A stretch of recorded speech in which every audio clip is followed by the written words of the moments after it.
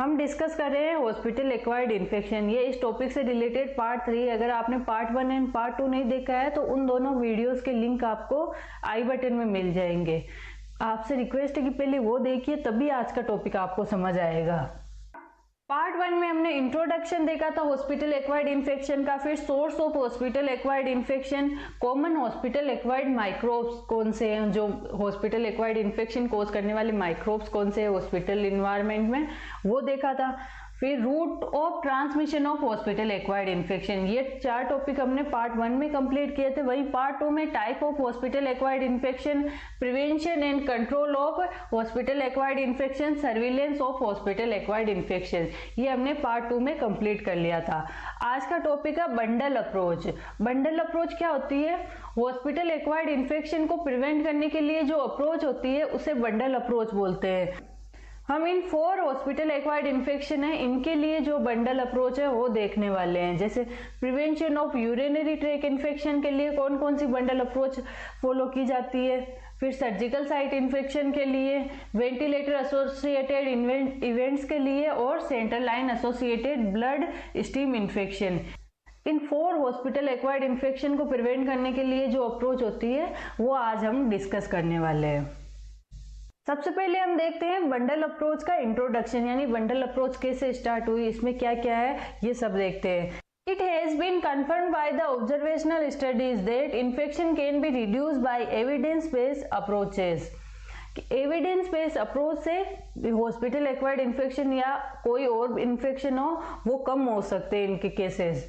Thus the Institute of Healthcare Improvement introduced care bundle approach. तो care bundle approach किसने introduce की थी? Institute of health care improvement ने। अब हम केयर बंडल की डेफिनेशन देखते हैं। Care bundle is defined as a implementation of evidence based practice in such a way that when each practice is executed individually. Care bundle क्या है? ऐसी approach है जिसमें हम कुछ ऐसे स्टेप्स लेंगे या कुछ ऐसे अप्रोच लगाएंगे जिससे एक इंडिविजुअल को भी, सिंगल इंडिविजुअल को भी प्रॉपर केयर मिल सके, इन्फेक्शन के चांसेस कम हो सके। ऐसे अप्रोच को केयर बंडल बोलते हैं। The first 2 bundle approaches by IHI were the ventilator and central line bundles. सबसे पहले ventilator and central line bundle बनाए गए थे। इन दोनों infection, ventilator associated infection and central line associated infection को प्रिवेंट करने के लिए बंडल अप्रोच सबसे पहले बनाई गई थी। Now care bundle have applied for अब कौन कौन सी केयर बंडल है? VAP ventilator associated pneumonia, central line associated blood stream infection, catheter associated urinary track infection and surgical site infection, इनके लिए बंडल अप्रोच है। अब हम देखते हैं कि बंडल अप्रोच के जनरल प्रिंसिपल्स क्या है। With the implementation of care bundle, compliance to evidence based quality process measures is enhanced and patient care is improved। इसमें क्या बताया गया है कि बंडल अप्रोच कैसे होने चाहिए? बंडल अप्रोच ऐसे होने चाहिए, एविडेंस बेस्ड क्वालिटी प्रोसेस होना चाहिए और पेशेंट केयर इम्प्रूव्ड, कि इसके थ्रू पेशेंट केयर इम्प्रूव हो सके, ऐसी बंडल अप्रोच होनी चाहिए। ये जनरल प्रिंसिपल फर्स्ट है। Care bundle include a set of evidence-based measures which when implement together procedure better outcome। कुछ ऐसे ये प्रोसेस के सेट है बंडल अप्रोच जिसको हम साथ में अगर फॉलो करें, जिससे क्या होगा? बेटर आउटकम होगा, पेशेंट की हेल्थ में इम्प्रूवमेंट होगा, पेशेंट को अच्छे से केयर मिल जाएगी। ये ऐसे प्रोसीजर है, set of evidence based measures है ये। और केयर बंडल कैसा होना चाहिए? केयर बंडल बीइंग सिंपल होना चाहिए, क्लियर होना चाहिए एंड कंसाइज होना चाहिए। इसमें बताया गया है कि जो फेवरेबल आउटकम यानी जो डिजायर्ड आउटकम हम चाहते हैं उसके लिए हमें क्या करना होगा? जो बंडल अप्रोच में जो एम है, अलग अलग डिफरेंट मेजर्स है, उनको हमें प्रॉपर साथ में इम्प्लीमेंट करना होगा। कंसिस्टेंसी के साथ इम्प्लीमेंट करेंगे तभी हमें डिजायर्ड आउटकम या फेवरेबल आउटकम मिलेगा। Healthcare providers should be follow each element of a care bundle for every patient। ऐसी केयर बंडल होने चाहिए जिसमें जो हेल्थ केयर प्रोवाइडर है वो हर एक इंडिविजुअल के लिए, हर एक पेशेंट के लिए फॉलो करे सारे steps. Bundle intervention effectively implement change and improve the culture of patient safety. Bundle approach, इसमें क्या बताया गया है कि बंडल अप्रोच ऐसे होनी चाहिए जो इम्प्लीमेंट कर सके चेंज को, कि जैसे कुछ भी चेंज हो। पहले 5R रूल थे, कोई भी ड्रग के एडमिनिस्ट्रेशन के लिए जो रूल्स होते हैं उन्हें R रूल बोलते हैं, तो 5R रूल थे, अब 10R हो गए, तो वो चेंज करना होता है टाइम टू टाइम, जैसे जैसे अपग्रेडेशन होता है वैसे चेंज करना होता है। तो टाइमली बंडल अप्रोच भी ऐसे होनी चाहिए जिसमें टाइमली चेंजेस कर सके, इम्प्लीमेंट कर सके, and improve the culture of patient safety, और पेशेंट सेफ्टी भी इम्प्रूव हो सके। सबसे पहले हम देखते हैं catheter associated urinary tract infection. इसके लिए दो तरह से बंडल अप्रोच फॉलो किए जाते हैं, एक तो insertion bundle and maintenance bundle. जब कैथेटर इंसर्ट किया जाता है तो कौन कौन से प्रिकॉशंस फॉलो किए जाते हैं वो हम देखेंगे इंसर्शन बंडल में, और उसके बाद इंसर्ट करने के बाद उसकी मेंटेनेंस कैसे होती है वो हम देखेंगे मेंटेनेंस बंडल में। फर्स्ट है insertion bundle. Catheter should be inserted only when appropriate indication is present. Catheter कब इंसर्ट करना है? जब एप्रोप्रिएट इंडिकेशन हो तभी कैथेटर हमें इंसर्ट करना होता है। Only the sterile item are used, और इसमें स्टेराइल आइटम ही यूज होने चाहिए। Insert by non touch technique, कौन सी टेक्निक के साथ? नॉन टच टेक्निक के साथ हमें इंसर्ट करना होता है, प्रॉपर ग्लव्स पहन के, with strict aseptic conditions। continuous closed drainage system must be used, और closed drainage system होना चाहिए जो ड्रेन करने के लिए, यूरिन के ड्रेन के लिए जो हम कोई भी पोर्ट ले रहे हैं वो कैसे होना चाहिए? वो क्लोज होना चाहिए, ओपन ड्रेनेज नहीं होनी चाहिए। Catheter of appropriate size must be use, और कैथेटर एप्रोप्रिएट साइज का होना चाहिए। Properly secured by plaster tube plaster technique, proper plastic tape से उसे सिक्योर करना है हमें। अब कैथेटर के लिए maintenance bundle. Deadly catheter care by strict aseptic measures, proper aseptic measures का यूज करके हमें डेली कैथेटर केयर प्रोवाइड करवानी है पेशेंट को। हैंड हाइजीन को फॉलो करके, सिंगल यूज ग्लव्स हमें पहनने, properly secured all the time, और ये हमें ध्यान रखना है कि वो अच्छे से प्लास्टिक टेप से सिक्योर हो। Drainage bag always above the floor and below the bladder level. इसमें ये इंपॉर्टेंट बताया गया है कि जो ड्रेनेज बैग है उसकी पोजीशन क्या होनी चाहिए? अबव द फ्लोर, यानी फ्लोर को टच नहीं करना चाहिए, and below the bladder level, लेकिन उसकी पोजीशन क्या होनी चाहिए? बिलो द ब्लेडर लेवल, तभी ग्रेविटी की वजह से उसमें यूरिन ड्रेन होगा। ये पोजीशन हमें ध्यान रखनी होती है। Close drainage system should be use all the time, close drainage system होना चाहिए। Change of gloves between the patients and separate jug for each urine bag. Her patient को कैथेटर केयर प्रोवाइड करने के लिए ईच पेशेंट के लिए हमें क्या होना है? चेंज करने हैं ग्लव्स। ये नहीं है उन सेम ही ग्लव्स के साथ हम अलग अलग पेशेंट को केयर प्रोवाइड कर रहे हैं। हर पेशेंट को ट्रीट करते हुए हमें न्यू ग्लव्स पहनने हैं, और सेपरेट जग होना चाहिए ईच यूरिन बैग के लिए। ये इंपॉर्टेंट है। चेंज करने हैं gloves between the each patient, her patient को केयर प्रोवाइड करने से पहले हमें ग्लव्स चेंज करने हैं, और सेपरेट जग होना चाहिए ईच यूरिन बैग के लिए। Alcohol swab for outlet and daily assessment for readiness of removal of catheter. हमें एल्कोहल स्वैब को उसको क्लीन करने के लिए कैथेटर को एल्कोहल स्वैब का यूज करना है, और डेली असेसमेंट करना है readiness of removal of catheter के लिए। नेक्स्ट है central line associated blood stream infection, insertion bundle and maintenance bundle. Central line के लिए जो इंसर्शन बंडल उसमें क्या बताया गया? Hand hygiene prior to insertion of central line, proper hand hygiene maintain करनी होती है हमें सेंट्रल लाइन को इंसर्ट करने से पहले। यूज मैक्सिमम स्टेराइल बैरियर्स, ये सेंट्रल लाइन इंसर्शन के लिए हमें मैक्सिमम बैरियर यूज करने हैं, जैसे ग्लव्स का, गाउन का, drapes, cap and mask. Subclavian is preferred and better to avoid femoral. इसमें क्या बताया गया है कि हमें सेंट्रल लाइन के इंसर्शन के लिए कौन सी वेन चूज करनी होती है? Subclavian vein. अवॉइड किसको करना होता है? फीमोरल। फीमोरल नीचे होती है तो उसकी वजह से क्या होता है? इन्फेक्शन के होने के चांसेस ज्यादा बढ़ जाते हैं, इसलिए हमें सबक्लेवियन वेन चूज करनी होती है। Skin preparation, chlorhexidine is preferred if age is less than 2 months। We can use povidone iodine. Skin preparation मतलब जहाँ हमें सेंटर लाइन इंसर्ट करनी है वहाँ की साइड को हमें कैसे किसकी हेल्प से क्लीन करना होता है, क्लोरहेक्साडिन की। और अगर एज लेस देन 2 मंथ हो तो हम क्या यूज कर सकते हैं, पोविडीन आयोडीन हम यूज कर सकते हैं। Skin is completely dry after use of antiseptic, जैसे हमने क्लोरहेक्साडिन यूज किया या फिर पोविडीन आयोडीन यूज किया, उसके बाद हमें स्किन को कम्प्लीटली ड्राई होने देना है।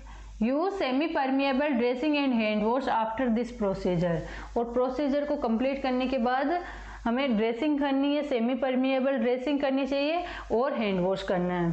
Document date and time of insertion. अब सेंट्रल लाइन के लिए मेंटेनेंस बंडल क्या है, daily aseptic central line care like hand hygiene and alcohol रब डिकंटामिनेशन। हमें क्या करना होता है, प्रॉपर हैंड हाइजीन फॉलो करनी होती है डेली केयर के लिए, और एल्कोहल रब डिकंटामिनेशन, उसको क्लीन करने के लिए हमें एल्कोहल का यूज करना होता है उस साइड को, उस सेंट्रल लाइन को क्लीन करने के लिए। Daily documentation of local sign of infection, वहाँ उस साइड पे इन्फेक्शन तो नहीं है उसको हमें डॉक्यूमेंट करना है। अगर इन्फेक्शन होगा तो वहाँ रेडनेस डेवलप हो जाएगी, थोड़ी टेंडरनेस होगी, ये सब हमें ध्यान रखना होता है और उसे डॉक्यूमेंट भी करना होता है। चेंज ऑफ ड्रेसिंग विथ 0.5% क्लोरहेक्साडिन, हमें ड्रेसिंग कैसे चेंज करनी है, किसका यूज करके, 0.5 क्लोरहेक्साडिन का यूज करके। Daily assessment of readiness of removal of central line must be documented, और हमें डेली असेसमेंट करना है, उसको प्रॉपर डॉक्यूमेंट करना है। और readiness of removal of central line must be document, ये सब हमें डॉक्यूमेंट करना होता है। नेक्स्ट है वेंटिलेटर केयर बंडल, जो पेशेंट वेंटिलेटर पर है उनकी हमें कैसे केयर करनी है जिससे कि हॉस्पिटल एक्वायर्ड इन्फेक्शन कम हो सकते हैं। अडेरेंस टू हैंड हाइजीन, हमें प्रॉपर हैंड हाइजीन मेंटेन करके रखनी होती है। Elevation of the head of the bed to 30 to 45 degree, हमें बेड के हेड को 30 से 45 डिग्री एलिवेट करके रखना होता है, जिससे क्या होगा, जिससे एक तो एस्पिरेशन नहीं होगा, एस्पिरेशन के चांसेस कम हो जाएंगे, और एक क्या होगा, उससे इन्फेक्शन भी नहीं होगा। वेंटिलेटर एसोसिएटेड जो निमोनिया होता है उसको प्रिवेंट करने के लिए हमें हेड एंड को 30 से 45 डिग्री तक एलिवेट करके रखना होता है। Daily oral care with 2% chlorhexidine solution, और हमें डेली पेशेंट को केयर प्रोवाइड करनी है, ओरल केयर प्रोवाइड करनी है, किसका यूज करके, 2% क्लोरहेक्साडिन का यूज करके, क्योंकि ओरल हाइजीन मेंटेन होगी तभी इन्फेक्शन के चांसेस कम हो जाएंगे। Need of peptic ulcer disease prophylaxis to be assist and even if needed sucralfate alone should be used। इसमें क्या बताया गया है कि जो ventilator associated hospital acquired infection होते हैं उनको, जैसे वेंटिलेटर निमोनिया हो गया, उसको प्रिवेंट करने के लिए हमें पेप्टिक अल्सर डिजीज प्रोफाइलैक्सिस भी मेंटेन करनी होती है। ये डायरेक्टली तो एसोसिएटेड नहीं है वेंटिलेटर इन्फेक्शन से, लेकिन इससे क्या होगा, स्ट्रेस अल्सर होंगे, स्ट्रेस अल्सर की वजह से इन्फेक्शन बढ़ेगा, तो उसको प्रिवेंट करने के लिए हमें क्या करना होगा, पेप्टिक अल्सर डिजीज प्रोफाइलैक्सिस। ये डायरेक्टली लिंक नहीं है वेंटिलेटर से, लेकिन उसको मेंटेन करेंगे तभी चांसेस कम हो जाएंगे। DVT prophylaxis should be given if needed. DVT मतलब डीप वेन थ्रोम्बोसिस, इसमें बताया गया है कि डीप वेन थ्रोम्बोसिस प्रोफाइलैक्सिस भी हमें देना होता है पेशेंट को अगर नीडेड है।